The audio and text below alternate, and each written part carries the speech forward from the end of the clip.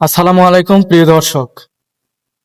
বাংলাদেশে মাইলস্টোন স্কুলের উপরে যে বিমান বিধ্বস্ত হয়েছে সেই ঘটনাটি পুরো বিশ্ব দেখেছে।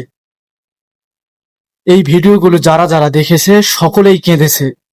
এমন একটি হৃদয় বিদারক ঘটনা যা সকলকে কাঁদিয়ে সেই ছোট ছোট কচি কাঁচা বাচ্চারা এই পৃথিবীর মায়া ত্যাগ করে চলে গেছে। কি বলবো, বলার মতো ভাষা নেই। এত বড় একটা দুর্ঘটনা ঘটেছে, সেখানে কিছু কুলাঙ্গারের বাচ্চারা ব্যবসা নিয়ে ব্যস্ত, টাকা ইনকাম করা নিয়ে ব্যস্ত। আমি দেখেছি একটা দোকানে একটা লোক এক বোতল পানি কিনতে গিয়েছে, সেই পানির দাম চেয়েছে 600 টাকা। আমি দেখেছি 1-1.5 কিলোমিটারের রাস্তায় রিক্সা ভাড়া চাওয়া হয়েছে 300 টাকা। এখানে বলার মতো ভাষা আমার নেই। আমি দেখেছি হসপিটালগুলোতে রক্ত নিয়ে সিন্ডিকেট শুরু হয়ে গেছে। হসপিটালগুলোতে রক্ত থাকার সত্ত্বেও তারা বলতেছে রক্ত নেই। এ কেমন বাংলাদেশ? আর এই বাংলাদেশের কেমন মানুষ আমরা?